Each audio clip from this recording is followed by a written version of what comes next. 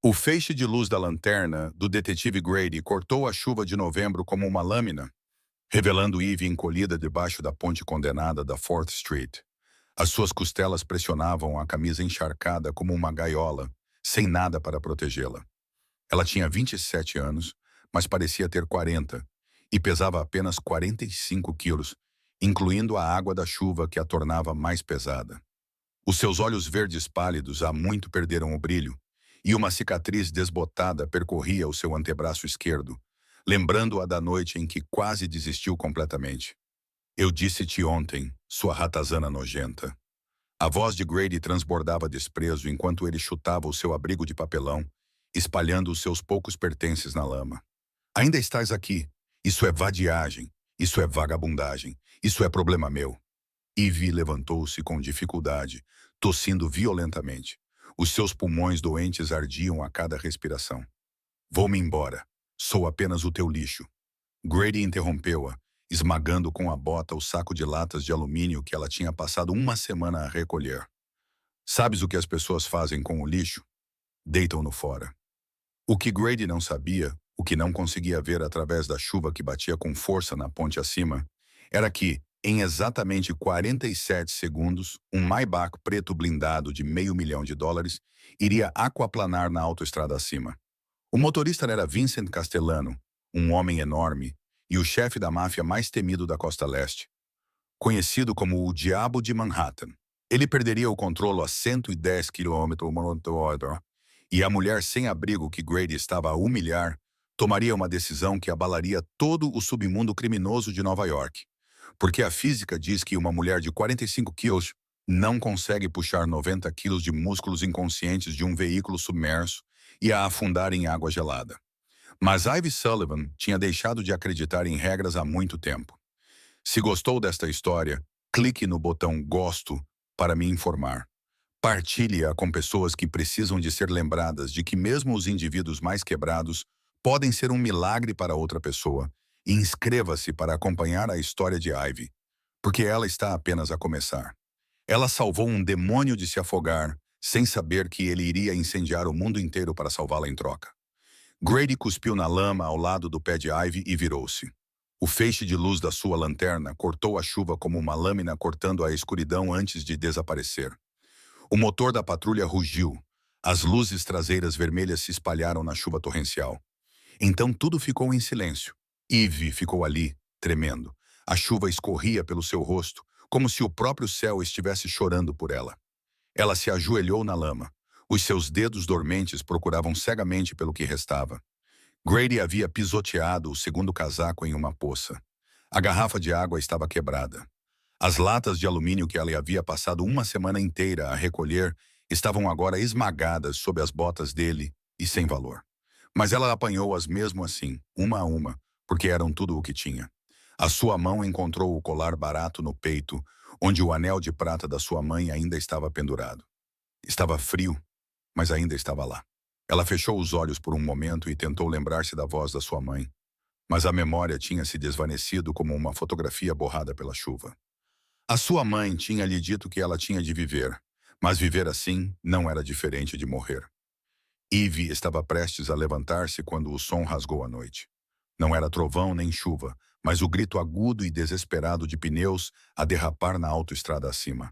Borracha a arranhar o asfalto molhado na luta desesperada de alguém a tentar recuperar a vida da morte. Então, metal bateu em metal. A barreira de proteção estilhaçou-se. Ivy olhou para cima a tempo de ver o Maybach preto rasgar a barreira como se fosse papel. O carro enorme ficou suspenso no ar por um tempo que pareceu uma eternidade. Ela viu tudo claramente. Cada detalhe ficou gravado na sua retina. O veículo blindado de luxo girou lentamente no ar. A chuva explodiu ao seu redor como cristais quebrados. Então a gravidade lembrou-se do seu dever. O Maybach mergulhou de frente no rio com o som de uma explosão. A água jorrou 15 metros no ar. Ondas quebraram na margem do rio onde Ivy estava. Ela viu o carro afundar. A parte da frente já tinha sido engolida pela água negra. Apenas a parte de trás ainda era visível, como a mão de uma pessoa a afogar-se a pedir ajuda num último apelo. Através da janela, ela podia ver uma figura grande com a cabeça imóvel inclinada sobre o volante. Acima na autoestrada, Havia buzinas, gritos e alguém a ligar para o 112. Mas lá embaixo, junto ao rio, era apenas Eve no carro a afundar-se. 60 segundos, talvez menos. Esse era todo o tempo que o homem dentro do carro tinha antes que o rio o levasse para sempre. A sua mente gritava para ela correr. Mas quem era ela para salvar alguém? Ela nem conseguia salvar a si mesma. Ela não passava de lixo. Grady estava certo, ela não era nada. Mas as suas pernas não lhe obedeciam. Elas a levaram em direção ao rio, um passo de cada vez, como se algo mais a estivesse movendo. Eve tirou o casaco exterior e atirou-o para a lama. Depois, tirou o segundo casaco, seguido dos sapatos rasgados. Ali parada, vestindo apenas uma camada fina de roupa, ela tremia na chuva fria enquanto olhava para a tinta preta da água que a esperava. Ela não sabia quem era o homem. Não sabia se ele era bom ou mau. Não sabia se ele merecia ser salvo. Tudo o que ela sabia era que alguém estava a morrer e ela era a única que podia ajudar. Quando foi a última vez que ela sentiu que era importante? Ela não se lembrava. Talvez hoje à noite ela se lembrasse. Por outro lado, talvez ela morresse com um estranho debaixo do rio gelado hoje à noite. De qualquer forma, pelo menos ela não morreria sentindo-se inútil. Eve respirou fundo. Os seus pulmões ardiam e assobiavam de dor. Então ela atirou-se para a água. A água bateu-lhe como um soco mortal. 4 degrees, essa era a temperatura do rio em novembro. Fria o suficiente para congelar o sangue nas suas veias. Era fria o suficiente para parar o coração se ela ficasse nela por muito tempo. O choque térmico expulsou todos os pensamentos da mente de Ivy. Os seus pulmões pararam. O seu corpo travou. Durante 3 segundos horríveis, ela esqueceu-se de como nadar. Ela afundou. A escuridão engoliu-a. A água inundou o seu nariz e boca. Ela pensou que era o fim. Era assim que ela iria morrer, não de fome ou doença, mas porque tinha sido tola o suficiente para saltar para um rio para salvar um estranho. Então, o seu instinto de sobrevivência entrou em ação. O instinto que ela pensava estar morto há muito tempo, de repente acendeu-se como um fogo numa tempestade. Os seus braços começaram a empurrar a água. Ela lembrou-se de verões distantes, quando a sua mãe ainda estava viva, quando ela tinha aprendido a nadar. Quando iam à piscina pública e a sua mãe lhe ensinava a flutuar. A minha filha é forte, dizia ela à sua mãe. Podes fazer tudo o que quiseres. Eve chutou com força, o seu corpo cortando a água negra como tinta em direção ao carro que se afundava. Cada braçada era uma batalha. A corrente puxava a rio abaixo, tentando levá-la embora, como tinha levado tantos outros detritos. Mas ela não era um detrito. Pelo menos não naquela noite. Ela chutou violentamente, nadando contra a corrente. Os seus pulmões ardiam devido à falta de oxigênio e à sua doença crônica, que a estava a matar lentamente. 10 metros, 5 metros. O Maybach apareceu diante dela como um monstro negro sendo engolido pelo oceano. A parte da frente do carro já estava completamente submersa, com água a entrar por todas as fendas e a arrastá-lo para mais fundo a cada segundo que passava. Eve mergulhou, as suas mãos tateando a carroçaria do carro até encontrarem a janela do lado do condutor. Através do vidro, ela viu-o, o homem mais grande que ela já tinha visto. Os seus ombros eram largos como uma porta, o seu peito era como um barril e a sua cabeça estava encostada ao airbag acionado. O sangue escorria de um ferimento na testa dele e manchava a água ao seu redor de vermelho. Ele estava imóvel, talvez morto, talvez não. Ivy não teve tempo de verificar. Ela puxou a maçaneta da porta. Trancada? Claro que estava. O impacto tinha acionado o sistema de travamento automático, transformando o carro de luxo num caixão em movimento. Os pulmões de Ivy começaram a gritar por ar. Ela tinha 30 segundos, talvez menos, antes de ter que emergir. Caso contrário, afogaria com aquele homem. Olhando ao redor desesperadamente, com os olhos ardendo devido à água suja do rio, ela viu um pedaço quebrado de concreto do pilar da ponte, meio submerso no leito do rio. Eve agarrou, os dedos cravando-se na pedra e na lama. As unhas partiram-se e a pele rasgou-se, mas ela não se importou.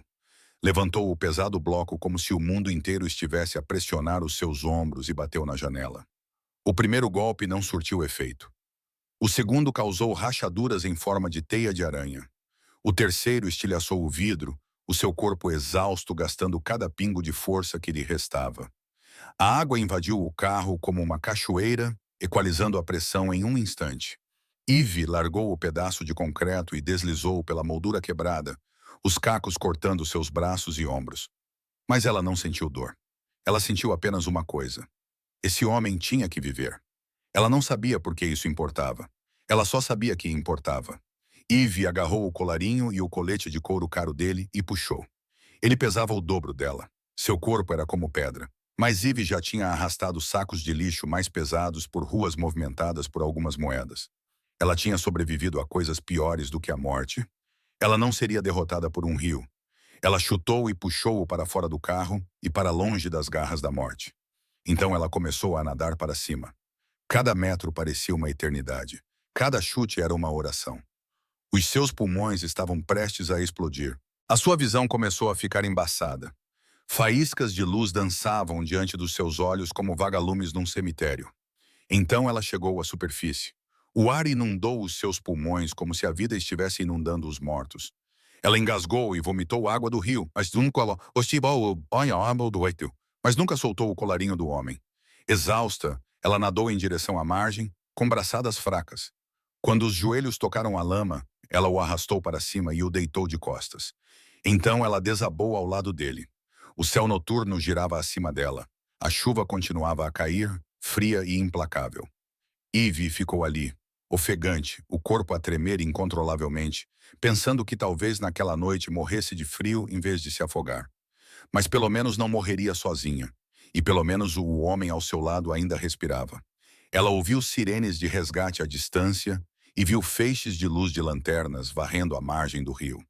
Eles estavam a chegar. Alguém estava a chegar. Ivy fechou os olhos e a escuridão a envolveu como uma mãe a abraçar uma criança perdida que finalmente encontrou o caminho de casa. Um feixe de luz de lanterna varreu a margem do rio, tirando Ivy da beira da inconsciência. Ela não sabia há quanto tempo estava ali deitada. Talvez alguns segundos, talvez alguns minutos. Mas os gritos e o som de passos a correrem cada vez mais perto despertaram o seu instinto de sobrevivência. Não era o instinto de uma heroína que acabara de salvar uma vida. Era o instinto de uma menina sem abrigo que aprendera que a atenção das outras pessoas nunca trazia nada de bom. A polícia iria pedir os seus documentos. Ela não tinha nenhum. Iriam perguntar-lhe a morada. Ela não tinha nenhuma. Iriam vê-la como uma vagabunda imunda, ligariam para o Grady, e o Grady teria uma desculpa para a trancar para sempre. Ivy cerrou os dentes e forçou o seu corpo exausto a levantar-se. A cabeça girava e o estômago revirava, mas ela rastejou em direção à escuridão debaixo da ponte mesmo assim. Centímetro a centímetro, com as unhas a raspar a lama e os joelhos a esfolarem-se no cascalho, ela arrastou-se para a escuridão onde a luz não chegava. Olhando para trás uma última vez, viu que a equipa de resgate tinha chegado ao homem. Eles pressionavam o peito dele, faziam respiração artificial, faziam tudo o que Eve não sabia fazer. Ela viu o peito dele subir, viu-o tossir. Ele estava vivo. Algo dentro dela se soltou. Um nó que ela não sabia que carregava. Ela tinha conseguido. Ela, uma sem-abrigo desconhecida a quem Grady chamava de lixo, tinha salvado uma vida. Talvez fosse a coisa mais significativa que ela já tinha feito em seus 27 anos. Eve virou-se e desapareceu na escuridão como um fantasma, como se nunca tivesse estado ali. O que ela não sabia era que acima dela, na esquina da ponte da 4th Street, uma câmara de trânsito estava a gravar tudo. A sua lente capturou tudo. Capturou o Maybach a perder o controlo, a sua queda no rio e uma figura pequena e magra a atirar-se para a água cheia pela chuva como um anjo louco. A câmara registrou o momento em que ela emergiu pela segunda vez, arrastando um corpo 2 vezes maior do que ela. Registrou-a deitada exausta na margem do rio, a tremer como uma folha numa tempestade. Também registrou-a a rastejar para a escuridão e a desaparecer da cena antes que alguém pudesse ver o seu rosto. Embora a imagem estivesse desfocada e manchada pela chuva, ainda era clara o suficiente para mostrar que algo impossível tinha acontecido. Uma mulher minúscula tinha feito o impossível. Uma mulher minúscula tinha conseguido o impossível. Depois, desapareceu como se nunca tivesse existido. A ambulância rugiu pela noite, as suas luzes azuis e vermelhas rasgando a escuridão. Vincent Castellano foi colocado numa maca com uma máscara de oxigênio sobre o rosto. O sangue ainda escorria da ferida na sua cabeça. Ninguém sabia que o homem que estavam a salvar era o chefe da máfia mais temido da Costa Leste. Ninguém sabia que o carro que se afundara no rio valia $500.000 e era à prova de balas.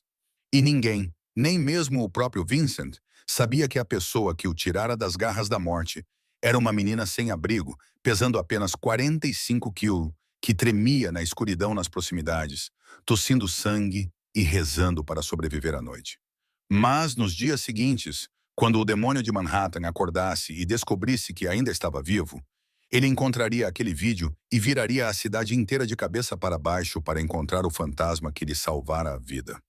Vincent Castellano abriu os olhos e a primeira coisa que viu foi o teto branco de um quarto que conhecia melhor do que qualquer hospital do mundo. Era a clínica médica secreta da família Castellano, escondida no interior de um prédio comercial comum em Manhattan. O Dr. Nathan Reed tinha suturado Vincent e os seus homens, curando inúmeros ferimentos de bala, cortes de faca e lesões que nenhum hospital público jamais poderia saber. A sua cabeça latejava como se alguém estivesse martelando-a por dentro. Ele tentou sentar-se, mas o seu corpo recusou. Uma mão pressionou o seu ombro, forçando-o a deitar-se novamente. "Fique quieto, chefe", disse a voz familiar e tensa de Marco ao seu lado. "Você quase morreu." Vincent virou a cabeça para olhar para o homem que o acompanhava há 15 anos. O homem em quem confiava mais do que na família, porque a família podia traí-lo, mas Marco não. O rosto de Marco estava mais pálido do que o habitual. A barba estava irregular, como se não dormisse há dias, e os olhos revelavam algo que Vincent raramente via em alguém: medo verdadeiro. "O que aconteceu?", perguntou Vincent, com a voz áspera, como se tivesse engolido um rio inteiro.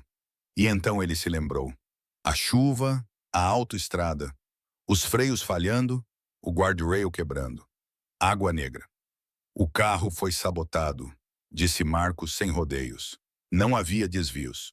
O cabo do freio tinha sido cortado, de forma profissional e limpa, quase sem deixar vestígios. Mas Léo tinha verificado os destroços sob o rio e encontrado provas. Vincent fechou os olhos por um segundo. Os freios tinham sido cortados.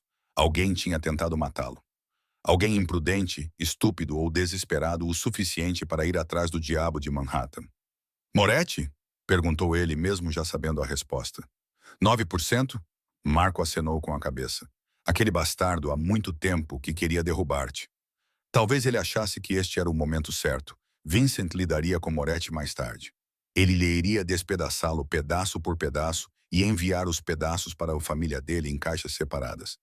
Mas naquele momento, outra coisa ocupava a sua mente. Uma vaga lembrança, pequenas mãos agarrando o seu colarinho, o seu corpo sendo arrastado pela água gelada. "Quem me tirou do carro?", perguntou ele. Marco ficou em silêncio por um momento, e esse silêncio dizia muito. "Essa é a parte mais estranha", disse Marco, pegando um tablet, deslizando a tela algumas vezes e entregando-o a Vincent. "Temos as imagens da câmera de trânsito. Precisas de ver isto." Vincent pegou no tablet, pressionou play e assistiu.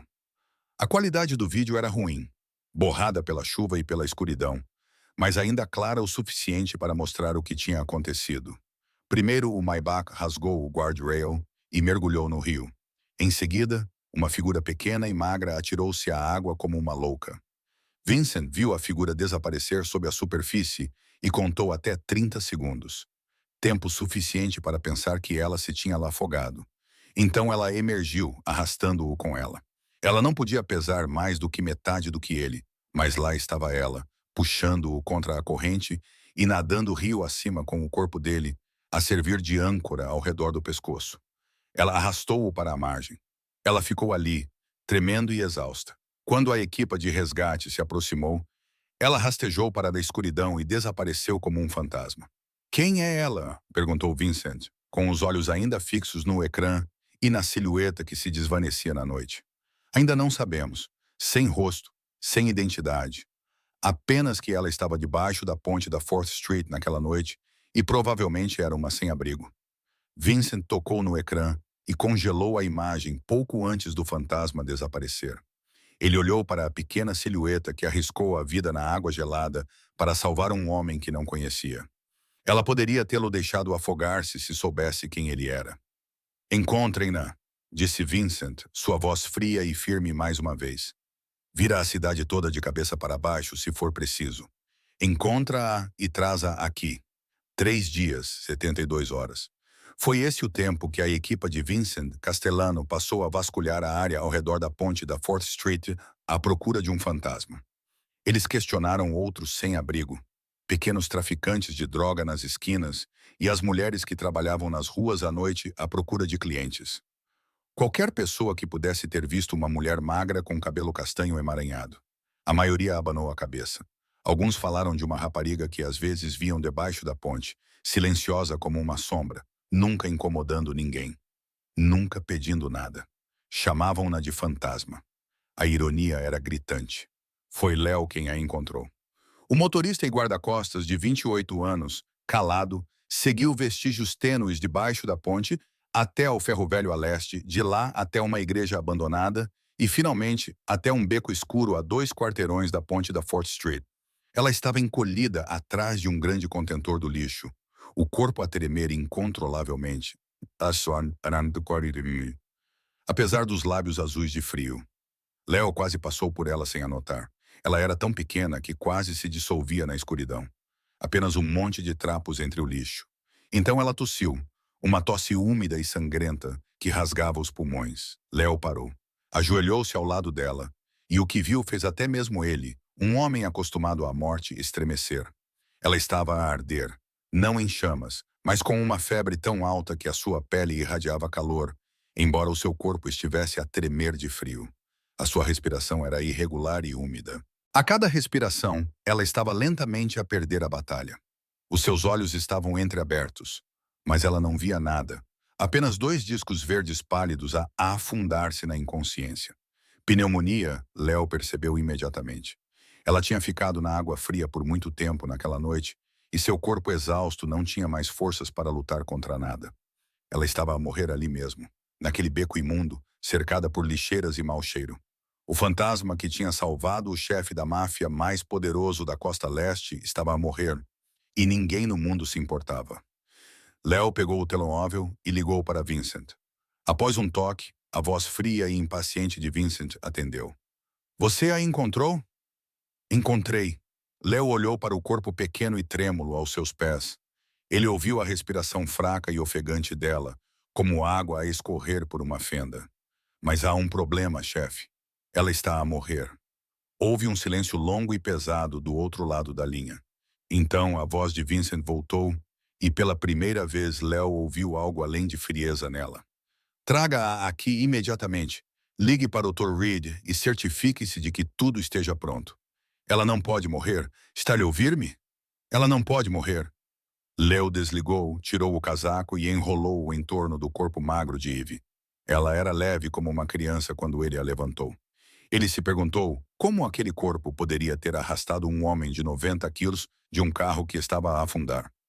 Ela não pode morrer, sussurrou, repetindo a ordem de Vincent como uma oração. Aguente firme, fantasma. O meu chefe deve-lhe a vida.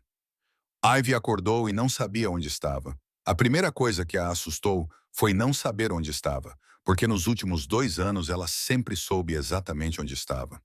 Debaixo da ponte da 4th Street, rodeada de betão e ferrugem, com o barulho do trânsito acima dela. Mas este lugar não era debaixo da ponte. Este lugar era macio e quente e cheirava a limpo, um cheiro que ela tinha esquecido há muito tempo. Ela estava deitada numa cama maior do que qualquer outra que já tivesse visto, com lençóis de cetim branco tão suaves como água e um edredão grosso que a fazia sentir como se estivesse a afundar numa nuvem. O quarto à sua volta era tão grande quanto o apartamento onde ela e a mãe moravam, com cortinas de veludo vermelho, lustres de cristal e pinturas nas paredes que ela não entendia, mas sabia que valiam mais do que a sua vida. Eve tentou sentar-se, mas o seu corpo recusou. Havia uma linha intravenosa na sua mão, e ela percebeu que havia um monitor cardíaco a emitir um sinal sonoro constante ao lado da cama. Onde estava ela? Quem a tinha trazido para ali? E por quê? A porta abriu-se e Ivy encontrou a resposta para pelo menos uma das suas perguntas. O homem que entrou era tão alto que teve de abaixar ligeiramente a cabeça para passar pela porta. Os seus ombros eram tão largos quanto a moldura de uma janela, e os seus músculos moviam-se sob uma camisa preta cara. O seu rosto era esculpido em mármore, com um queixo quadrado, um nariz reto e olhos cinza aço. Uma cicatriz tênue ia do canto do olho esquerdo até a maçã do rosto. Não o tornava feio, mas fazia com que parecesse perigoso. Era o homem que ela tinha tirado do carro que se afundava. Ela reconheceu-o instantaneamente, apesar de na noite anterior só o ter visto através da escuridão e da água barrenta e ter sentido o seu corpo robusto e o seu peso enquanto o arrastava pela corrente. Não podia ser outra pessoa. Ele estava vivo e diante dela, olhando para ela com olhos indecifráveis. Vincent ficou em silêncio por um longo momento. Ele ficou de pé com as mãos nos bolsos, observando-a como se ela fosse um quebra-cabeças insolúvel. Então, ele deu um passo à frente, puxou uma poltrona luxuosa para o lado da cama e sentou-se. Ele ainda mantinha a distância, mas estava perto o suficiente para que ela pudesse ver cada linha do seu rosto. "Foi você quem me salvou", disse ele com uma voz baixa e áspera. Era uma afirmação, não uma pergunta, e Ivy não respondeu. Ela não tinha forças para isso e não sabia o que dizer. "Por quê?", perguntou Vincent, inclinando-se para a frente e fixando os seus olhos cinzentos nos dela, como se quisesse extrair a resposta da sua alma. "Tu não sabias quem eu era. Tu não sabias o que eu fazia. Saltaste para águas geladas para salvar um estranho. Por quê?" Eve olhou diretamente nos olhos dele, não vendo razão para mentir. "Porque estavas a morrer, e eu era a única que podia ajudar." Vincent piscou, como se essa resposta não estivesse em nenhum dos seus roteiros preparados. "Não sabias quem eu era?", perguntou novamente, parecendo duvidoso. "Eu deveria saber quem tu eras?", Eve perguntou de volta. Pela primeira vez, ela viu algo além de frieza no rosto dele. Surpresa. Surpresa de verdade. "Eu sou Vincent Castellano", disse ele, como se o seu nome explicasse tudo. Eve esperou que uma sensação familiar, medo ou reconhecimento, a atingisse, mas nada aconteceu. O nome não significava nada para ela. Ela tinha vivido debaixo de uma ponte por 2 anos, não lia jornais nem assistia ao noticiário, e não se importava com nada, exceto sobreviver a cada dia. "Não sei quem você é", repetiu ela com a garganta seca. "E isso importa." Vincent recostou-se e Ivy percebeu que ele agora a olhava de forma diferente, não olhando para ela com desdém, como Grady fazia, nem através dela como o resto do mundo fazia, mas olhando diretamente para ela como se ela fosse uma pessoa real que valia a pena ser vista. "Você não tem medo de mim?", disse ele. "Não é uma pergunta, mas uma observação surpresa." "Deixei de ter medo há muito tempo", respondeu Ivy. E ela não estava a mentir. Ela tinha passado por coisas piores do que qualquer coisa que um chefe da máfia pudesse fazer-lhe. Ela tinha chegado ao fundo do poço e aprendido que, quando não se tem mais nada a perder, não se tem mais nada a temer. Vincent olhou para ela por um longo tempo, seus olhos cinzentos profundos e indecifráveis. Então, ele fez algo que Eve não esperava. Ele sorriu. Não um sorriso largo ou caloroso, apenas uma ligeira curva nos cantos da boca. Mas isso mudou todo o seu rosto. "Pela primeira vez", disse ele suavemente, como se falasse mais para si mesmo do que para ela.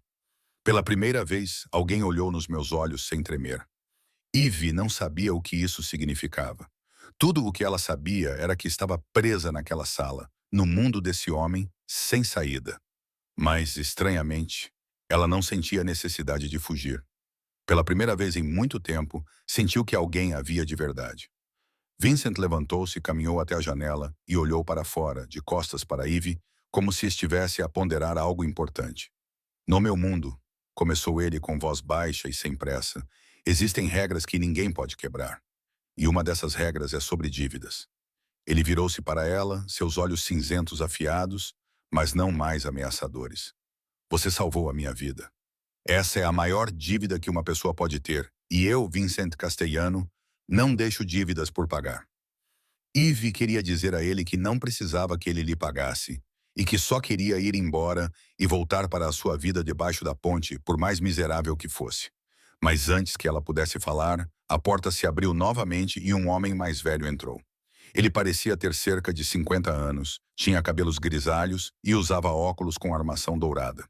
Carregava uma pasta de couro preta que o fazia parecer muito profissional. Este é o Dr. Nathan Reed, disse Vincent brevemente. Ele vai verificar o seu estado. O Dr. Reed acenou para Eve com um sorriso caloroso e começou o exame, verificando o pulso e a pressão arterial dela e auscultando os pulmões. A sua expressão ficou cada vez mais séria a cada passo. Quando ele pediu que ela tirasse a camisa, ela hesitou, mas depois obedeceu, sem forças para resistir. A sala ficou em silêncio quando o Dr. Reed Palmerson, o Dr. Reed viu as marcas no corpo dela. Cicatrizes antigas cruzavam as costas dela. Vestígios de espancamentos do padrasto, anos atrás. Queimaduras de cigarro no ombro. Presentes dos traficantes que a mantiveram em cativeiro. Havia também uma longa cicatriz no braço esquerdo, que ela mesma infligira durante a noite mais sombria da sua vida, quando quisera acabar com a própria existência. O Dr. Reed não perguntou nada. Simplesmente escreveu, com o rosto neutro, mas os olhos cheios de compaixão. Vincent ficou ali parado, e Ivy sentiu o seu olhar sobre as cicatrizes. Ela esperou por repulsa, pena ou desprezo. Mas quando olhou para ele, só viu o maxilar cerrado e as mãos cerradas em punhos, como se estivesse a conter a raiva. Desnutrição grave, relatou o Dr. Reed, depois de Ivy se vestir novamente. Anemia e uma infecção pulmonar em fase perigosa. Ela precisa de cuidados médicos durante pelo menos várias semanas e de uma dieta especial. Caso contrário, ele abanou a cabeça. Ela não sobreviverá a este inverno. Ela não sobreviverá a este inverno. Vincent acenou com a cabeça, como se já soubesse disso. Você ficará aqui, disse ele a Ivy, com uma voz que não deixava margem para discussão. Você receberá cuidados médicos, um lugar para ficar e comida. Em troca, não sairá daqui até que eu permita. Não preciso de caridade, disse Ivy, com a voz ainda carregada do que restava do seu orgulho. Isto não é caridade. Vincent aproximou-se e olhou diretamente nos olhos dela. Isto é eu a pagar uma dívida. Tu salvaste a minha vida. Agora estou a salvar a tua. Essa é a regra. Ivy queria recusar. Ela não confiava em ninguém, especialmente em homens poderosos. A experiência tinha lhe ensinado que eles sempre queriam algo e que o que queriam geralmente a magoava. Mas o seu corpo estava a morrer e ela sabia disso. Cada respiração era uma batalha, e ela estava a perder. A sua mão deslizou para o peito, onde o anel de prata da sua mãe ainda repousava na corrente barata. Tens que viver, disse a sua mãe nos seus últimos dias, quando o cancro já lhe tinha roubado quase toda a sua força. Não importa o que aconteça, tens que viver. Ivy fechou os olhos por um momento e viu o rosto da mãe. Um rosto desvanecido pelo tempo, mas que nunca desaparecera. A mãe queria que ela vivesse. E talvez, apenas talvez, essa fosse a sua única chance. Tudo bem, disse ela, abrindo os olhos e olhando para Vincent. Eu vou ficar. Vincent acenou com a cabeça. Ivy achou ter visto um lampejo de alívio nos olhos frios e cinzentos dele. Mas talvez ela tenha imaginado isso. Ótimo, disse ele, saindo da sala e deixando Ivy sozinha com o Dr. Reed e as perguntas sem respostas sobre o seu futuro no mundo do diabo de Manhattan. Durante os seus primeiros dias na mansão Castellano, Ivy sentiu-se como um peixe fora d'água. Tudo à sua volta parecia errado de uma forma dolorosa. A cama era demasiado macia, larga e confortável para ela dormir.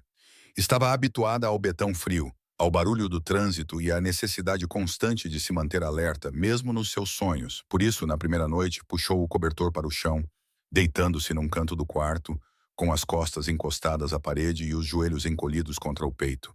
Só assim conseguia fechar os olhos. A comida era outro problema. Traziam-lhe refeições que ela nunca tinha visto antes. Carne de vaca de qualidade, legumes frescos, pão quente e todo o tipo de sobremesas doces. Mas Ivy não conseguia comer tudo. Comia metade e escondia o resto debaixo da almofada. Era um hábito dos anos em que nunca sabia de onde viria a sua próxima refeição. A empregada encontrou os restos de comida e comunicou o fato, mas ninguém disse nada a Ivy. Em vez disso, olhavam para ela como se fosse uma criatura de outro planeta. Ela não pediu nada. Não pediu roupas novas, embora as que vestia tivessem sido lavadas, mas ainda estivessem velhas e rasgadas. Não pediu Wi-Fi, televisão ou qualquer outro luxo no quarto. Apenas se sentava à janela durante horas, olhando para o jardim em silêncio. No terceiro dia, a porta se abriu e uma mulher entrou. Sofia Castellano, com cerca de 33 anos, cabelos longos e negros brilhantes e olhos cinzentos como os de Vincent, mas mais penetrantes e frios. Ela vestia um elegante terno cinza e joias de diamantes brilhantes e olhava para Eve como se ela fosse um inseto que tivesse entrado na casa. Ela se apresentou como irmã de Vincent, sem cordialidade. Eve levantou-se. O seu instinto dizia-lhe para não ficar sentada quando alguém estava em pé à sua frente. Ela não disse nada e esperou. Sofia andou pela sala, os dedos deslizando sobre a superfície da mesa como se temesse que Eve tivesse roubado alguma coisa. "O que quer do meu irmão?" perguntou Sofia sem rodeios. "Dinheiro? Status? Ou acha que pode subir para a cama dele e tornar-se a amante deste lugar?" Eve pestanejou confusa. "Não quero nada", respondeu com a voz rouca por falta de uso. "Só quero ir embora", resmungou Sofia, claramente sem acreditar nela. "Todos querem alguma coisa, especialmente aqueles que fingem que não querem. Vou ficar de olho em ti e se fizeres alguma coisa para prejudicar o meu irmão, eu mesma vou enterrar-te onde ninguém jamais te encontrará." Sofia virou-se e saiu, os seus saltos batendo no chão de mármore como a contagem regressiva de uma bomba. Eve observou-a, sem medo ou raiva.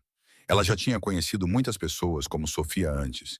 Pessoas com poder que o usavam para ameaçar os outros. Ela só se sentia cansada, cansada até os ossos. Noutra sala da mansão, Vincent estava sentado em frente aos monitores das câmaras de segurança, observando tudo a acontecer.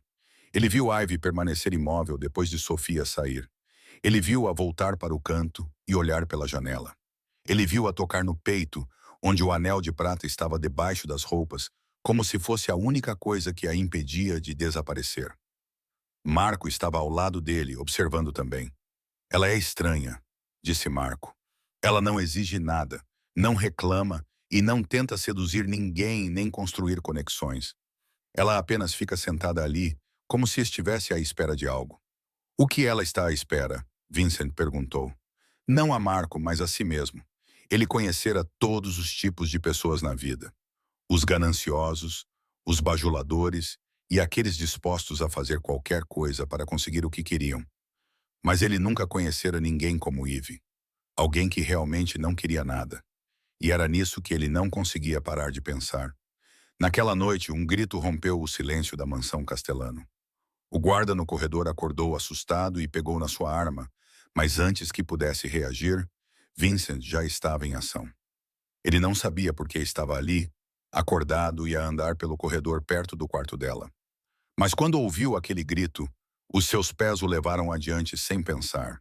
Empurrou a porta de Eve e viu uma cena que fez o seu coração congelado doer.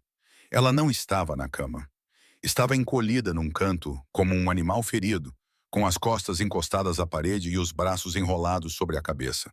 Estava a gritar. Não era um grito de raiva ou um pedido de ajuda. Era o grito de uma alma sendo dilacerada por dentro. Era o grito de alguém revivendo as memórias mais horríveis que a mente tenta enterrar. "Por favor, não!" Ela chorava com a voz rouca e desesperada. "Desculpe, eu vou me comportar. Por favor, não me bata mais." Vincent ficou ali, paralisado. Ele era um homem que matava sem pestanejar e torturava inimigos sem hesitação, mas não sabia o que fazer com uma mulher a ter um pesadelo. Nunca precisara de confortar ninguém antes. No seu mundo, a emoção era um sinal de fraqueza, e fraqueza significava morte. Mas quando viu Ivy encolhida em posição fetal, não conseguiu desviar o olhar. Aproximou-se lentamente, como se aproximasse de um veado assustado. Ajoelhou-se a alguns passos dela, mantendo a distância e sem tocá-la, sabendo que o toque às vezes podia piorar as coisas. Ele sabia disso por experiência própria, tendo estado na posição dela anos atrás, quando o seu pai ainda estava vivo e os seus pesadelos eram repletos da imagem do cinto de couro do homem. "Eve", disse ele, chamando-a pelo nome em voz baixa e firme, tentando alcançá-la através da névoa de memórias que aprendia. "Eve, você está aqui. Está segura?" Ela não respondeu. Os seus olhos estavam abertos, mas ela não via nada. Discos verdes pálidos, olhando para algum lugar distante que ele não conseguia alcançar. Ela continuava a tremer e a sussurrar. Por favor, ele não queria ouvir. "Não quero isto." Ela gemeu, lágrimas escorrendo pelas suas bochechas. Ela nem sequer sentia nada. "Por favor, deixa-me ir. Por favor, para." Algo explodiu no peito de Vincent. Raiva, crua e violenta. Alguém tinha feito isso com ela. Alguém a tinha feito implorar durante o sono. Alguém tinha deixado cicatrizes mais profundas do que as da sua pele. Ele queria encontrar essa pessoa e destruí-la. Está segura, repetiu ele com uma voz mais suave do que nunca. Ninguém pode tocar-te aqui. Não vou deixar ninguém magoar-te. 1 minuto se passou, depois outro. Lentamente, a respiração de Ivy acalmou. Os ombros dela pararam de tremer. Os olhos dela piscaram e focaram. Ela olhou para Vincent e naquele momento ele viu, não fraqueza ou autopiedade, mas verdadeira fragilidade. O tipo que vem de uma alma que foi esmagada muitas vezes, mas ainda tenta se recompor. Ele reconheceu isso porque via todos os dias no espelho, nos seus próprios olhos. Desculpa, sussurrou Ivy. Não precisas de pedir desculpa, respondeu Vincent, surpreendido por perceber que estava a falar a sério. Todos nós temos fantasmas.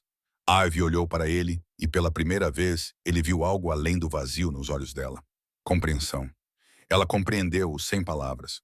Compreendeu que ele também carregava cicatrizes invisíveis. Que por trás do demônio de Manhattan havia uma criança assustada, tal como ela. Também tens pesadelos? Perguntou ela suavemente. Vincent não respondeu, porque não precisava. O seu silêncio era resposta suficiente. Levantou-se, mas não saiu. Puxou uma cadeira para perto dela e sentou-se. Vai dormir, disse ele. A sua voz já não era fria, era apenas cansada, como alguém que lutara por muito tempo.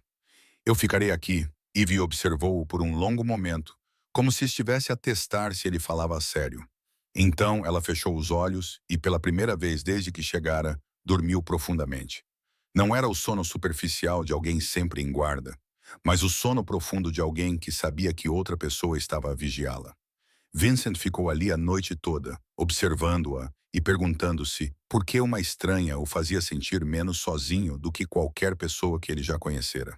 Enquanto isso, a alguns quilômetros de distância, num bar decadente no Lower East Side, o detetive Richard Grady estava no seu terceiro whisky, remoendo o estranho desaparecimento da sua presa favorita. A menina sem abrigo debaixo da ponte da 4th Street tinha desaparecido.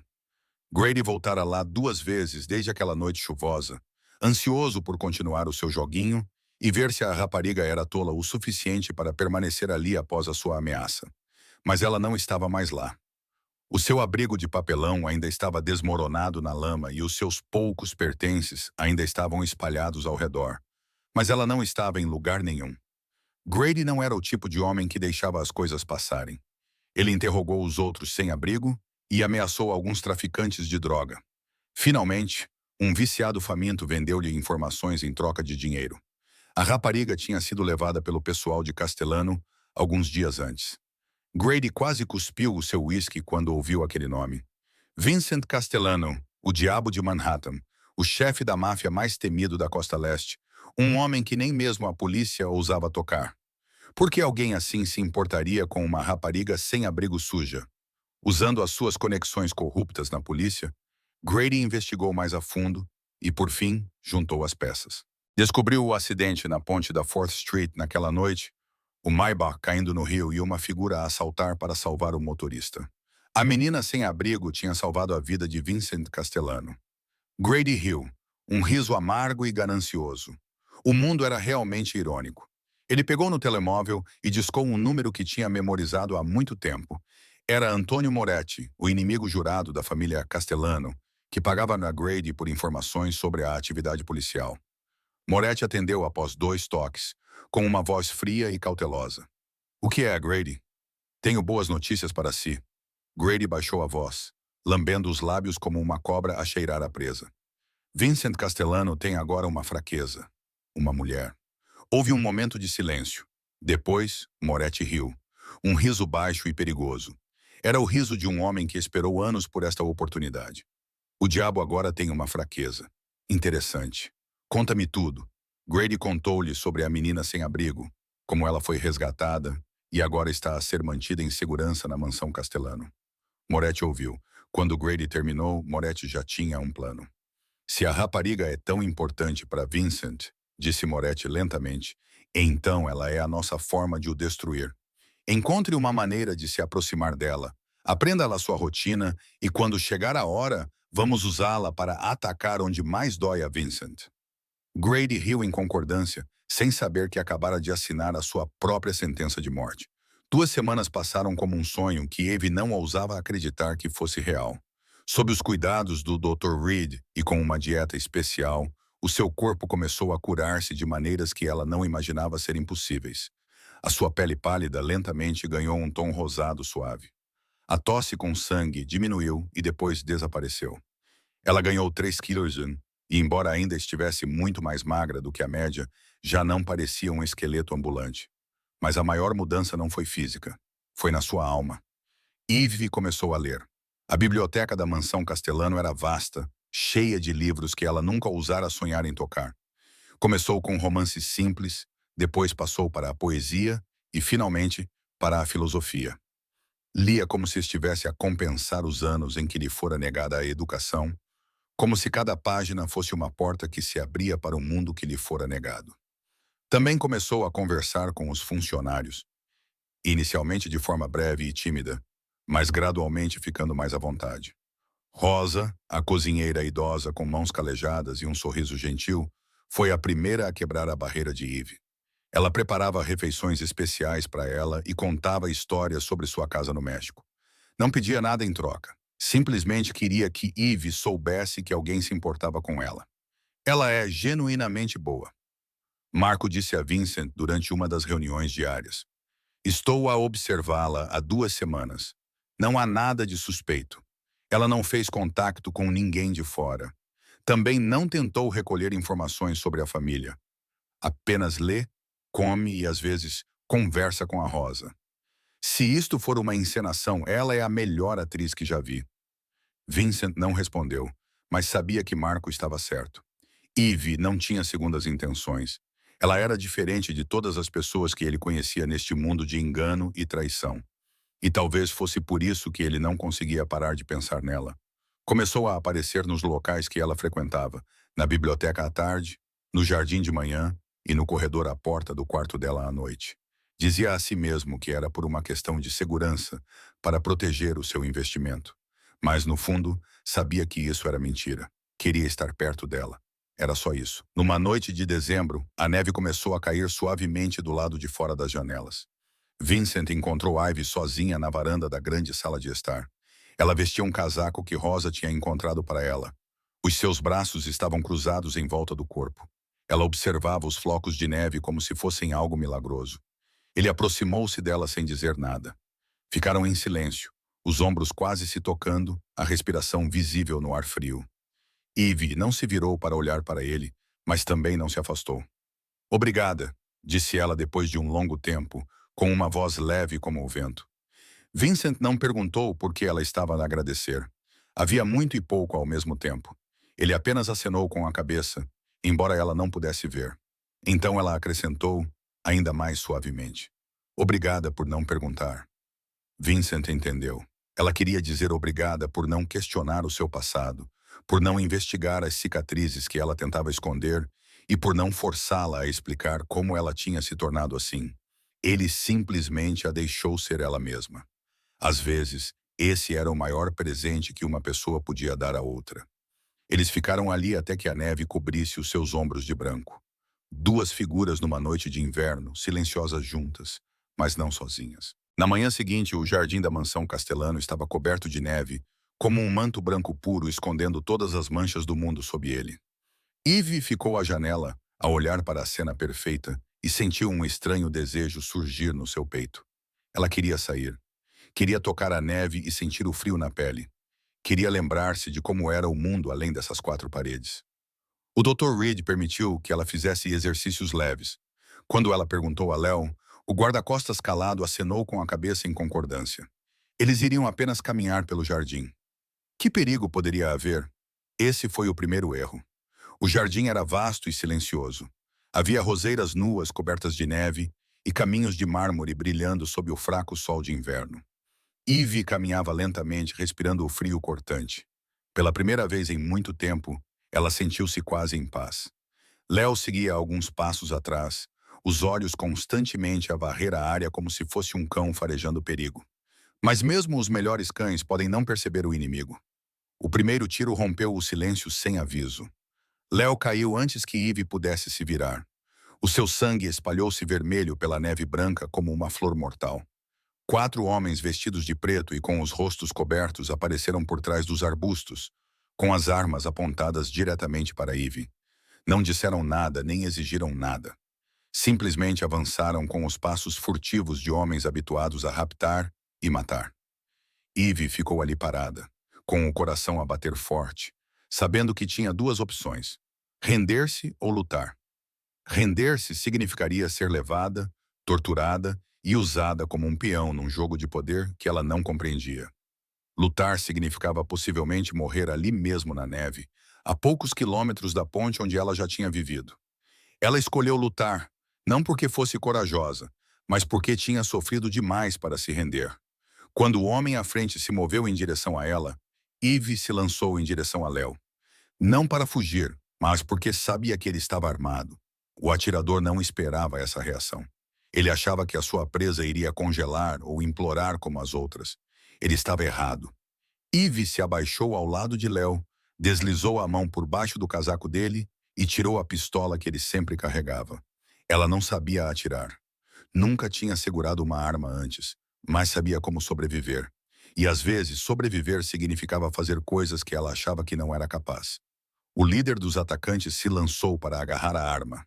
Eve se virou e bateu com toda a força com a coronha da pistola na têmpora dele. Ele caiu na neve, inconsciente. Ela não parou.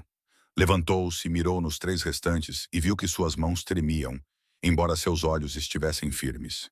Afastem-se, disse ela com uma voz tão fria que mal reconheceu. Afastem-se ou eu atiro. Os 3 homens hesitaram. Não esperavam que a sua presa fraca reagisse. Naquele momento de hesitação, tiros ecoaram da mansão. Vincent e Marco apareceram com os guardas, armas em punho, e em menos de 1 minuto, os 3 restantes estavam na neve, mortos ou gravemente feridos, incapazes de se mover. Então, tudo ficou em silêncio. Vincent passou por cima dos corpos e do sangue que manchava a neve branca e parou na frente de Ivy. Ela ainda estava ali, com a arma na mão. O sangue do homem que ela havia atirado estava espalhado pelo seu rosto, vermelho escuro contra a sua pele pálida. Mas os seus olhos estavam calmos, assustadoramente calmos. Não a calma de alguém que não tinha medo, mas a calma de alguém que havia enfrentado a morte tantas vezes que ela não a assustava mais. Lo está ferido, disse ela calmamente. Chame um médico. Vincent olhou para ela e viu algo novo nos seus olhos verdes apagados. Força e vontade. Uma capacidade de lutar que ele não esperava de um corpo tão pequeno e quebrado. Ela não era apenas frágil. Era uma guerreira que tinha sido derrotada pela vida, mas nunca se tinha realmente rendido. Marco chamou o Dr. Reed. Vincent ordenou, sem tirar os olhos de Ivy. Limpe isto. Quero saber quem eles eram e quem os enviou. Então ele fez algo que surpreendeu a todos. Tirou o casaco e colocou-o sobre os ombros de Ivy. Gentilmente tirou a arma da mão dela. Agora está segura, disse ele com uma voz mais suave do que qualquer um jamais tinha ouvido dele. Portaste-te muito bem.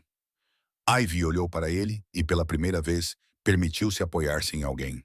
Ela encostou-se a Vincent, que a segurou como se fosse a coisa mais natural do mundo. Após o ataque no jardim, Vincent triplicou a segurança.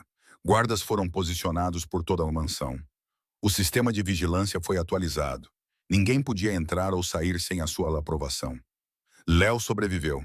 A bala atravessou o ombro dele sem atingir nenhuma artéria, e ele se recuperou na sala médica do Dr. Reed.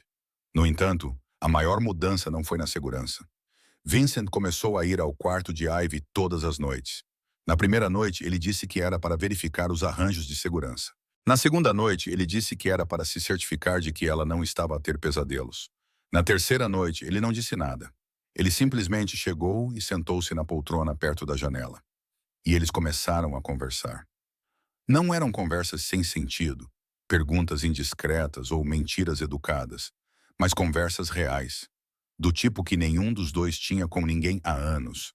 Começaram com coisas pequenas. O livro que Ivy estava a ler, o trabalho que Vincent teve de lidar naquele dia, e como estava frio para dezembro deste ano. Mas, à medida que a escuridão enchia a sala e apenas a lâmpada noturna brilhava, as suas barreiras começaram lentamente a cair. Uma noite, Eve perguntou sobre a cicatriz no rosto dele. Vincent ficou em silêncio por um longo tempo.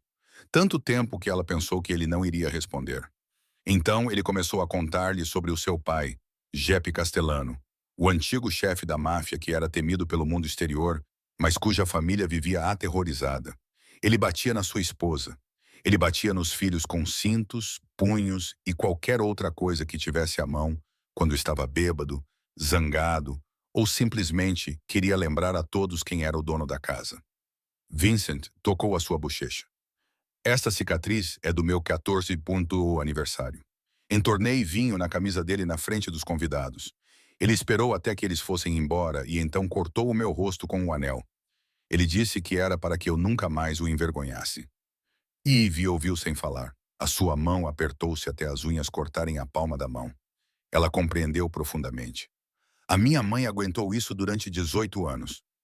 Vincent continuou, com a voz áspera, como se as palavras estivessem a rasgar-lhe a garganta. Então, um dia, ela não aguentou mais. Ela esperou até eu estar na escola e até a Sofia estar na escola. Depois, engoliu um frasco inteiro de comprimidos para dormir e nunca mais acordou. Ele fez uma pausa e respirou fundo. Eu tinha 16 anos quando a encontrei na cama. Ela parecia estar a dormir, mas estava fria. O quarto ficou em silêncio sepulcral. Ivy não sabia o que dizer. Não havia palavras que pudessem amenizar aquele tipo de dor. Então ela permaneceu em silêncio. Ela levantou-se da cama, foi até onde Vincent estava sentado e sentou-se no chão ao lado dos pés dele. Somos iguais, disse ela suavemente, com os olhos fixos na janela e na escuridão lá fora. Ambos fomos criados pela dor. Carregamos cicatrizes que ninguém vê. Estamos tão habituados a estar sozinhos que já nem sabemos como deixar de estar. Vincent olhou para ela. Na escuridão, conseguia vê-la mais claramente do que nunca. Não com os olhos, mas com algo mais profundo. Viu uma alma quebrada como a sua, alguém derrotado pela vida, mas ainda de pé. Viu uma guerreira no corpo de uma rapariga magra e frágil. Não sabia bem por que razão a sua mão se estendeu na escuridão para procurar a dela. E ela não se afastou quando os dedos dele tocaram nos dela. Ficaram ali sentados em silêncio, de mãos dadas. Duas almas quebradas a tocar-se pela primeira vez. Não houve promessas ou declarações de amor. Apenas a conexão de duas pessoas que estavam cansadas demais de lutar sozinhas. Naquele momento, Vincent e Ivy se sentiram um pouco menos sozinhos. A atitude de Sofia Castellano em relação a Ivy mudou após o ataque no jardim. Ela não a via mais como uma oportunista ou uma ameaça, mas como uma mulher que escolheu lutar em vez de se render, e a tratava com respeito. Então, quando Sofia se ofereceu para levar Eve para comprar roupas novas, Vincent concordou com a condição de que guardas os acompanhassem. Eles foram a uma boutique de luxo em Manhattan que Sofia frequentava. Ivy sentiu-se deslocada entre os vestidos caros e os vendedores excessivamente educados. Mas Sofia pacientemente a orientou, escolhendo roupas simples e elegantes que combinavam com seu corpo pequeno. Eles tinham acabado de sair da loja, com sacolas nas mãos, quando um homem bloqueou o caminho. Grady estava ali, com um uniforme da polícia, um sorriso falso nos lábios e um olhar penetrante por trás de sua aparência amigável. Ivy o reconheceu instantaneamente, e seu sangue pareceu congelar. Senhorita, disse Grady, fingindo preocupação. Sou o detetive Grady, do Departamento de Polícia de Nova York. Estou preocupado com você desde que desapareceu da área da ponte da 4th Street. Você está bem? Alguém está a forçando a ficar em algum lugar? Se precisar de ajuda, posso protegê-la. Eve congelou memórias de noites chuvosas debaixo da ponte, voltando à sua mente. O calcanhar dele esmagando as suas latas. A voz desdenhosa dele chamando-a de lixo, a tocha como uma lâmina na escuridão. Ela queria falar, gritar que era ele quem a atormentava, mas a garganta fechou-se e nenhuma palavra saiu. Sofia deu um passo à frente e colocou-se entre Eve e Grady. Os seus olhos cinzentos estavam gelados. Detetive Grady, disse ela lentamente, cheia de sarcasmo. Eu conheço-o. É o polícia corrupto que extorque os sem-abrigo e protege os traficantes de droga no Lower East Side. Não faça teatro para mim, disse Grady, com o rosto a mudar e o sorriso a desaparecer, embora se tenha recuperado rapidamente. Não sei do que está a falar. Só quero ter a certeza de que esta rapariga não está a ser mantida aqui contra a sua vontade. A família Castellano não é conhecida por ser segura. Ela vai sair daqui comigo agora mesmo. Sofia bufou e pegou no telemóvel. Toque nela e eu ligo para o meu irmão. E você sabe o que Vincent Castellano faz com quem toca no que é dele. Grady olhou para Sofia, depois para os guardas que se aproximavam e soube que tinha perdido esta rodada. Ele recuou, mas antes de se virar, olhou para Ivy com raiva nos olhos. Bem, nos vemos novamente, sussurrou, de forma que só ela pudesse ouvir. E da próxima vez, ninguém estará lá para te proteger.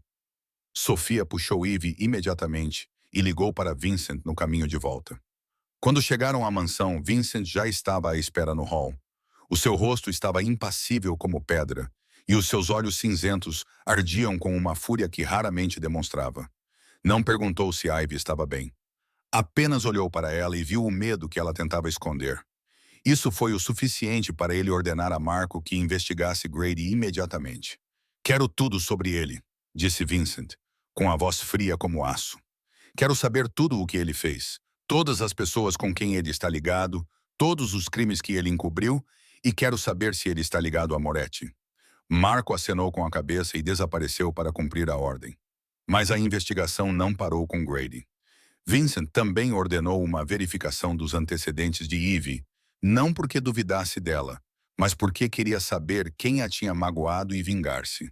O relatório chegou 2 dias depois. Quando Marco o colocou na secretária de Vincent, o seu rosto empalideceu como se tivesse acabado de ler a sua própria sentença de morte. Vincent leu que a mãe de Ivy tinha morrido de cancro quando Ivy tinha 16 anos e que o seu padrasto, Thomas Sullivan, tinha abusado dela dos 16 aos 18 anos, de formas que o relatório não detalhava. Ele leu sobre ela ter fugido e vivido nas ruas, e sobre a rede de tráfico que a raptou aos 22 anos e a manteve por 8 meses no inferno antes de ela escapar. Ele também leu sobre o bebê que ela carregava após ter sido violada, que ela perdeu no 5º mês de gravidez, porque seu corpo estava muito debilitado para sustentá-lo. Vincent terminou o relatório e ficou imóvel por um longo tempo. As suas mãos estavam tão apertadas que as unhas cortaram as palmas das mãos e sangraram sem que ele percebesse. Então, levantou-se, foi até a janela e ficou olhando para a escuridão. Encontre o padrasto dela, disse ele, com uma voz que não era mais a de um chefe da máfia, mas a de um demônio libertado das correntes. E encontre os traficantes que a mantiveram presa. Não me importa onde eles estão ou o que estão a fazer. Encontre-os e traga-me as informações deles. Na véspera de Natal, a mansão Castellano estava iluminada com luzes e o aroma de pinheiro. Sofia organizou uma pequena reunião apenas com os familiares mais próximos. Marco, Leo, que se recuperou, Dr. Reed, Rosa e alguns guardas leais estavam presentes. Nenhum convidado externo. Não haveria demonstração de poder. Apenas a família, como os Castellanos a definiam. Ivy estava timidamente num canto da sala de estar, com o vestido azul escuro que Sofia tinha escolhido para ela. Ela nunca tinha participado numa festa como esta antes. Durante o tempo que passou debaixo da ponte, o Natal tinha sido apenas mais uma noite fria, com luzes distantes de casas às quais ela não pertencia. Mas esta noite, pela primeira vez em muitos anos, ela sentiu-se parte de algo. A noite era quente e agradável, repleta do riso de Marco enquanto contava histórias. Havia as repreensões afetuosas de Rosa, que incentivava todos a comer mais, e o raro sorriso de Léo, que agradecia novamente a Ivy por ter salvado a sua vida no jardim. Vincent sentava-se à cabeceira da mesa, observando todos e procurando constantemente por Ivy pela sala. Quando a noite terminou e os presentes foram trocados, Vincent levantou-se e caminhou até ela. A sala ficou em silêncio e todos os olhos se voltaram para eles, mas Vincent não se importou. Ele apenas olhou para ela com os olhos cinzentos, segurando algo que ela não ousava nomear. "Tenho uma coisa para ti", disse ele, tirando uma pequena caixa de veludo preto do bolso. O coração de Ivy acelerou quando ela abriu com os dedos trêmulos, e sua respiração parou ao ver o que havia dentro. Uma corrente de ouro branco, delicada e elegante, com um fecho perfeitamente trabalhado para segurar um anel. O anel da sua mãe. "A corrente antiga está prestes a partir", disse Vincent casualmente, embora as suas orelhas estivessem ligeiramente vermelhas à luz. Achei que precisarias de uma nova para mantê-lo seguro. Eve olhou para o colar, depois para Vincent, e algo dentro dela finalmente cedeu. Não era uma dor como antes, mas como uma barragem a arrebentar. Por fim, ela rendeu-se à água. Lágrimas escorreram pelas suas bochechas antes que ela pudesse impedi-las. Estas eram as primeiras lágrimas não de sofrimento, mas de ser vista. Nunca ninguém lhe tinha dado nada antes. Nunca ninguém tinha reparado nas pequenas coisas que eram importantes para ela. Ninguém nunca se importou o suficiente para perceber que a corrente barata que guardava a única memória da sua mãe estava a se desgastar. Mas Vincent tinha percebido. Vincent se importava. Ela não sabia o que estava a fazer até que já estava feito. Ela deu um passo à frente, ficou na ponta dos pés e o beijou. Os seus lábios tocaram os dele suavemente e de forma instável. Era o beijo de alguém que tinha esquecido como confiar e estava a tentar aprender novamente. Vincent congelou por um momento, como se não conseguisse acreditar. Então ele a puxou para mais perto com a mão na cintura dela e a beijou de volta, não suavemente desta vez, mas com fome e urgência, como se ela fosse ar e ele estivesse se afogando, como se tivesse esperado por este momento toda a sua vida sem saber. A sala desapareceu. Os murmúrios de Marcos e Sofia se dissiparam. O mundo se reduziu a duas pessoas abraçadas sob as luzes de Natal. Duas almas quebradas finalmente se encontrando. Quando se separaram, Ivy ainda tremia nos seus braços. Vincent olhou para ela com olhos completamente diferentes. Não mais frios ou distantes, mas cheios de uma gentileza que era exclusivamente dela. A partir daquela noite, tudo entre eles mudou. Uma semana após o Natal, a tempestade de fogo chegou sem aviso. Antônio Moretti esperou o tempo suficiente, reuniu informações suficientes e preparou-se cuidadosamente para lançar o ataque mais letal contra o Império Castelano. Tudo começou às 3 da manhã, quando uma bomba explodiu no armazém principal de Vincent, no Brooklyn, que guardava milhões de dólares em mercadorias e servia como centro nervoso das suas operações. As chamas surgiram como uma fera voraz, devorando tudo ao seu alcance. 15 minutos depois, uma segunda bomba detonou na boate de Vincent em Manhattan.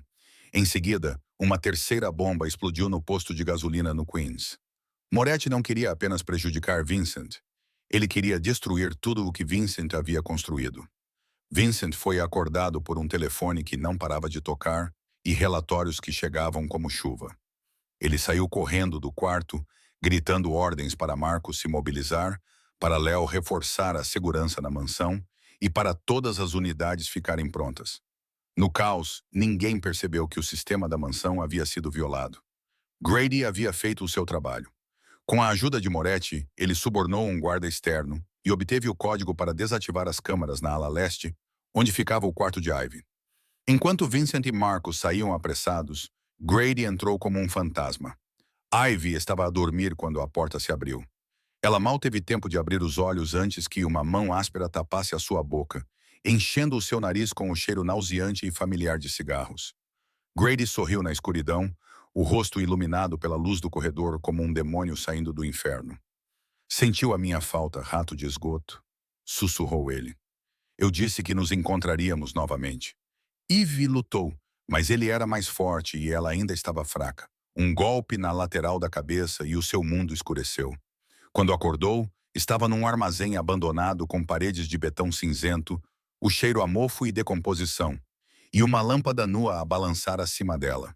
Estava amarrada a uma cadeira de madeira e as cordas estavam a cravar-se na sua pele. Grady estava diante dela, segurando o mesmo bastão que usara para a ameaçar debaixo da ponte. Só que desta vez, ele não estava apenas a ameaçá-la. Agora ele tinha o controle. Sabes, disse Grady, girando preguiçosamente o bastão. Fiquei zangado quando desapareceste. Eu tinha planos para ti.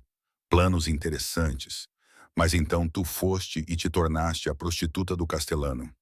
Ele cuspiu aos pés dela.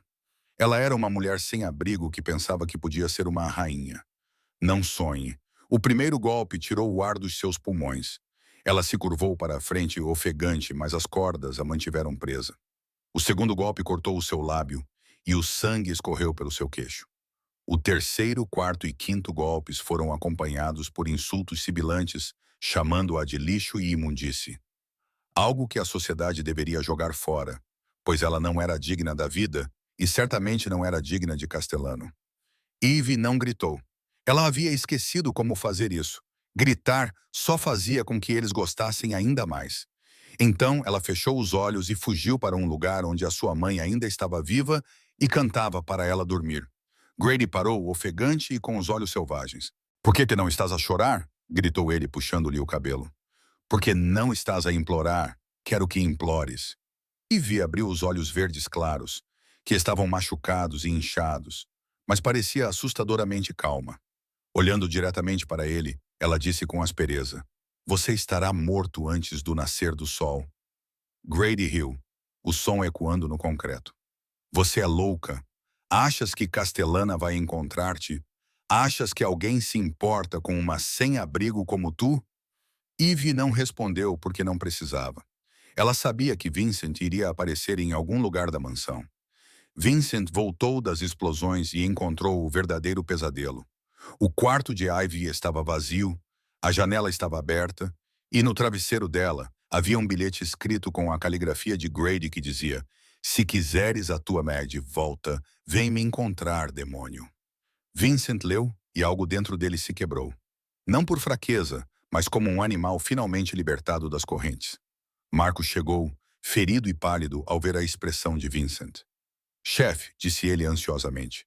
Vincent apenas olhou para ele com olhos que se tornaram abismos sem fundo e disse 3 palavras: "Encontre-a agora."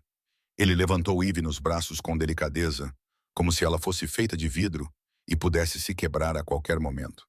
Ela estava mais magra do que ele se lembrava e menor nos seus braços. Quando sentiu o peso dela e a respiração fraca contra o seu peito, algo dentro dele finalmente se quebrou. Algo dentro dele finalmente se partiu. O demônio de Manhattan. O homem que tinha matado dezenas de pessoas naquela noite sem pestanejar. O homem que tinha torturado e ameaçado sem hesitação. Ficou parado no armazém ensopado de sangue e chorou. Lágrimas corriam pelo seu rosto, quentes e incontroláveis, caindo nos cabelos emaranhados de Eve como chuva. Era a primeira vez que ele chorava desde que encontrou a sua mãe naquela cama, 20 anos atrás. 20 anos a reprimir as suas lágrimas, transformando-se em pedra e recusando-se a deixar que alguém o magoasse. E agora uma rapariga magra e sem abrigo, de olhos verdes, tinha destruído todas as barreiras que ele tinha construído e lembrado-lhe que ainda era humano. "Desculpa", sussurrou ele nos cabelos dela, com a voz a falhar. "Não te protegi. Deixei que te levassem." Eve levantou a mão ferida e trêmula e pressionou-a suavemente nos lábios dele, impedindo-o de continuar. "Tu vieste", disse ela com voz rouca, mas calorosa. "Isso é tudo o que importa. Mas tu estás ferida", disse ele olhando para o rosto machucado, o lábio cortado e os olhos inchados dela, com a raiva a reacender-se. "Ele feriu-te. Ele ainda está vivo." Ivy interrompeu. Ela sorriu, um sorriso pequeno, mas genuíno, que lhe apertou o coração. Já sobrevivi a coisas piores do que isto. Desta vez, porém, não estava sozinha. Desta vez, tinha-te a ti. Leva-me para casa. Vincent acenou com a cabeça, incapaz de falar, e carregou-a para fora do armazém infernal, passando por corpos e sangue, até onde Marco esperava com o carro. Ele não a soltou durante toda a viagem de volta. Ela descansou contra o peito dele e, embora o corpo doesse, sentia-se mais segura do que nunca. O Dr. Reed estava à espera na mansão com todo o equipamento necessário. Ele empalideceu ao ver o estado de Eve, mas rapidamente recuperou a compostura profissional e começou a trabalhar, a suturar feridas, a enfaixar contusões e a verificar se havia ossos partidos. Felizmente, Grady não tinha causado nenhum dano permanente. Só o tempo curaria a dor. "Ela precisa de descanso", disse o Dr. Reed a Vincent depois. "Pelo menos algumas semanas. Ela deve evitar estresse e esforço físico, e precisa de alguém com ela depois do que aconteceu. Ela pode ter pesadelos. Ela pode entrar em pânico." Vincent acenou com a cabeça. "Eu estarei aqui", disse ele, e falava a sério. Nos dias que se seguiram, ele nunca saiu do quarto dela. Dormia na poltrona ao lado da cama dela e acordava sempre que ela se mexia. Segurava a mão dela sempre que ela tinha pesadelos. Alimentava-a quando ela estava fraca demais para segurar uma colher. Ele lia para ela quando ela não conseguia dormir. Ele fez tudo o que o chefe da máfia mais temido da Costa Leste não deveria fazer, e ele não se importava com quem o julgava. Marco comandava as operações externas. Sofia administrava as finanças. O Império Castelano havia sido abalado pelo ataque de Moretti, mas Vincent não se importava, porque pela primeira vez na vida ele havia encontrado algo mais importante do que o poder. Ele tinha-a e nunca mais a perderia. Nas semanas que se seguiram, a justiça foi feita da única maneira que Vincent Castellano sabia. Grady foi preso no hospital, onde estava a ser tratado por ferimentos de bala em ambos os joelhos. Provas de corrupção, sequestro, agressão e ligações ao crime organizado foram enviadas simultaneamente ao FBI e à imprensa, garantindo que o caso não fosse enterrado. Grady perdeu o seu distintivo, a sua pensão, a sua liberdade e até a sua capacidade de andar normalmente pelo resto da vida. Na prisão, rumores sobre o seu abuso de mulheres sem abrigo espalharam-se como fogo, e Grady rapidamente aprendeu que havia lugares piores do que a morte. Moretti não se saiu melhor. O seu ataque ao Império Castelano expô-lo e Vincent retaliou com 10 vezes mais força. Em um mês, todos os negócios de Moretti foram fechados ou tomados. Seus leais foram comprados ou eliminados. E o próprio Moretti foi encontrado num motel decadente com uma bala na cabeça depois de tentar fugir para o México. A polícia considerou o caso um suicídio, embora ninguém realmente acreditasse nisso. No entanto, Vincent não parou com aqueles que tinham magoado Ivy diretamente. Ele foi atrás dos fantasmas do passado dela. Thomas Sullivan, padrasto de Ivy, vivia uma vida tranquila no Arizona com a sua nova esposa e 2 enteados. Ele pensava que tinha escapado. Pensava que o passado estava enterrado com a menina que ele havia abusado. Ele estava enganado. Vincent não o matou. Fez algo pior. Contratou investigadores privados para reunir provas. Eles localizaram outras vítimas que Sullivan havia deixado para trás ao longo dos anos e enviaram todas as provas para a polícia local e para a mídia. O escândalo explodiu como uma bomba. Sullivan foi preso na frente da sua família, exposto na televisão nacional como um abusador de crianças e predador violento, e tornou-se alvo do repúdio e da condenação pública. Os traficantes de anos atrás também não escaparam. Vincent usou a sua rede para caçá-los, e quando os encontrou, enviou as informações para a Interpol e o FBI. A rede de tráfico foi desmantelada. Dezenas de vítimas foram resgatadas, e as pessoas que mantiveram Ivy em cativeiro por 8 meses finalmente enfrentaram a justiça. Ivy sabia o que Vincent tinha feito. Ele não escondeu nada dela porque não queria que houvesse segredos entre eles. Ela sentou-se em silêncio, olhando pela janela e escondendo seus sentimentos, enquanto ele contava o que tinha acontecido. Quando ele perguntou como ela se sentia, ela permaneceu em silêncio por um longo tempo antes de responder. Não os perdoo, disse ela com calma, mas com firmeza. Nunca os perdoarei. O que fizeram a mim e aos outros não merece perdão. Então ela olhou para ele e havia algo novo nos seus olhos verdes. Não era vazio ou dor, mas paz. Mas eu deixei para trás. Não vou mais deixá-los viver na minha mente. Eles já tiraram o suficiente de mim. Não vou dar-lhes mais nada. A partir daquele dia, Ivy começou a mudar de uma forma que ninguém esperava. Ela perguntou a Vincent se poderia estudar para obter o GED. Ela nunca teve a oportunidade de terminar a escola. Ela estudou muito, passando horas na biblioteca com livros. Quando Sofia perguntou o que ela queria fazer depois, a resposta de Ivy surpreendeu as duas. Quero estudar psicologia, disse Ivy, com os olhos brilhantes de determinação. Quero ajudar pessoas como eu, pessoas que foram magoadas, abusadas e esquecidas pela sociedade. Quero que elas saibam que não estão sozinhas, que podem sobreviver e que sempre há esperança. Não importa o quão sombrias as coisas fiquem. Vincent olhou para ela e não viu o fantasma que tirara do rio gelado, mas uma mulher forte e luminosa, brilhando por dentro. Ela transformara a sua dor em propósito, e ele a amou mais do que nunca naquele momento. 6 meses depois daquela noite terrível, numa tarde quente de primavera, Vincent levou Ivy à ponte da 4th Street. Ela não sabia por que ele queria vir ali, mas confiava nele e deixou-o conduzi-la. Ficaram na ponte e olharam para o rio abaixo. O mesmo rio que testemunhara o momento que mudara as suas vidas 6 meses antes. A água brilhava à luz do sol da primavera, parecendo suave e pacífica. Nada parecido com a corrente negra e violenta daquela noite chuvosa de novembro. É difícil acreditar que é o mesmo rio, disse Eve suavemente, com a mão apoiada na grade. Naquela noite, ele queria me matar. Agora parece que nunca poderia machucar ninguém. Vincent ficou ao lado dela, olhando para a superfície. Ele se lembrou do afogamento, da escuridão e do frio. Lembrava-se da pequena mão que agarrou o seu colarinho e o puxou em direção à luz. Ele tinha morrido naquela noite. O demônio de Manhattan, que não tinha nada além de poder e solidão, afundou-se no fundo e nunca mais voltou. O homem que foi puxado para fora era outra pessoa. Alguém que podia amar, temer a perda, chorar e ter esperança. Tu salvaste-me, disse ele, virando-se para ela. Não apenas naquela noite no rio, mas todos os dias depois disso. Salvaste-me da solidão, da escuridão, de mim mesmo. Eve olhou para ele e uma nova luz brilhou nos seus olhos verdes, outrora extintos. Ela tinha mudado em 6 meses. A sua pele estava mais saudável, o seu corpo mais forte e, mais importante, a sua alma tinha começado a sarar. Ela ainda tinha pesadelos às vezes e ainda se assustava com sons altos.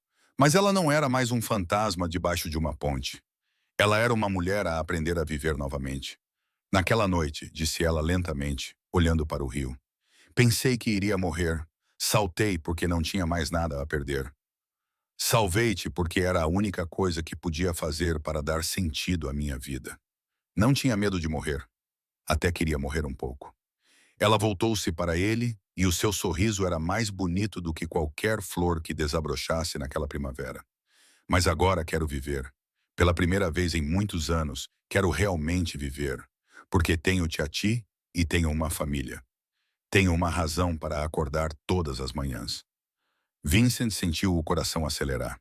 Ele, que enfrentara a morte centenas de vezes sem medo, sentiu as mãos tremerem ao tirar uma pequena caixa de veludo preto do bolso. Ivy olhou para a caixa, depois para ele, com os olhos arregalados. Vincent ajoelhou-se ali mesmo na ponte onde tudo tinha começado e abriu a caixa. Dentro havia um anel de diamantes. Não era grande nem ostentoso, mas era perfeito, tal como Eve sempre fora para ele. Não sei como pedir-te em casamento, disse ele com a voz mais áspera do que o habitual. Nunca amei ninguém antes de ti. Nunca pensei que pudesse amar alguém, mas tu saltaste para aquele rio gelado para salvar um estranho. E desde então tens salvado a minha alma todos os dias. Quero passar o resto da minha vida a pagar essa dívida. Eve Sullivan, queres ser minha esposa? Lágrimas corriam pelo rosto de Eve, mas ela sorria, o sorriso mais radiante que ele já tinha visto. Incapaz de falar com a garganta apertada, ela acenou com a cabeça. Vincent levantou-se, colocou o anel no dedo dela e abraçou-a como se nunca mais fosse soltá-la. O casamento aconteceu um mês depois, pequeno e íntimo, com apenas as pessoas mais próximas presentes. Sofia era a dama de honra, com um vestido azul claro, sorrindo ao lado da mulher que antes duvidava, mas agora amava como uma irmã. Marco era o padrinho. Os seus olhos ficaram vermelhos durante toda a cerimônia, apesar das suas tentativas de escondê-lo. O Dr. Reed estava na primeira fila. Rosa chorava no fundo, enquanto Léo, ainda mancando devido à sua velha ferida, mantinha-se ereto e orgulhoso, como se estivesse a testemunhar um milagre. Eve usava um vestido branco simples, não do tipo que se vê nas revistas, mas do tipo que combinava com ela. No peito, o anel de prata da sua mãe ainda repousava na corrente de ouro branco que Vincent lhe dera no Natal. Não tenho nada para lhe dar além de mim mesma, disse ela em seus votos. Uma rapariga debaixo de uma ponte com muitas cicatrizes e muitos fantasmas. Mas você me mostrou que isso é suficiente, que eu sou suficiente. Eu vou amá-lo todos os dias, de agora até para sempre. Vincent segurou as mãos dela e proferiu seus votos. Você saltou num rio gelado para salvar uma estranha. Não sabias quem eu era nem o que fazia, mas mesmo assim salvaste-me. Foi então que soube que eras a melhor pessoa que já conhecera. Passarei a minha vida a tentar ser digno de ti. Beijaram-se e a sala aplaudiu. Eve pensou na mãe e no anel no peito, sussurrando silenciosamente. Encontrei a minha família. Mãe. Um ano após o casamento, Ivy Castellano estava sentada numa sala de aula da universidade, tomando notas cuidadosamente durante uma aula de psicologia do trauma. Ela era a aluna mais velha da turma, mas também a mais diligente. Cada página que lia e cada aula que assistia a aproximavam do seu sonho de ajudar pessoas que tinham sofrido como ela.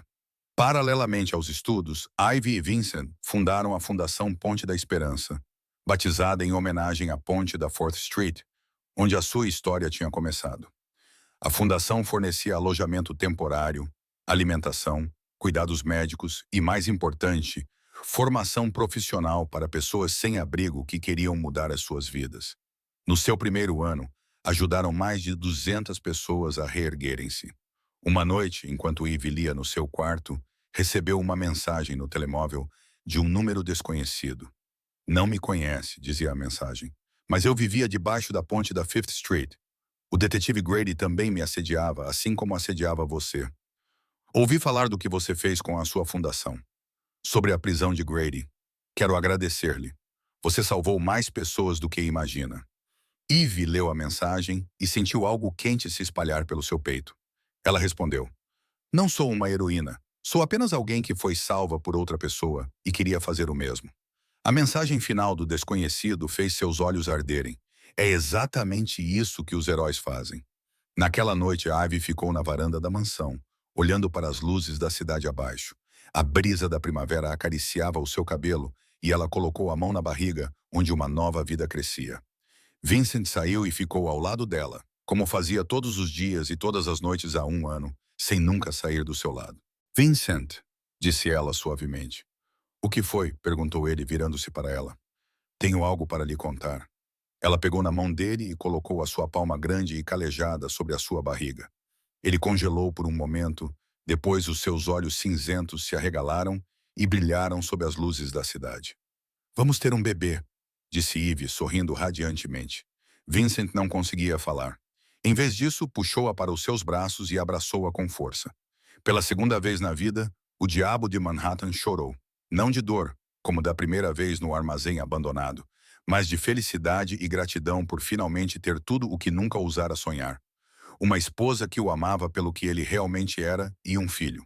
Uma esposa que o amava não pelo seu poder ou dinheiro, mas pelo que ele realmente era. E agora um filho.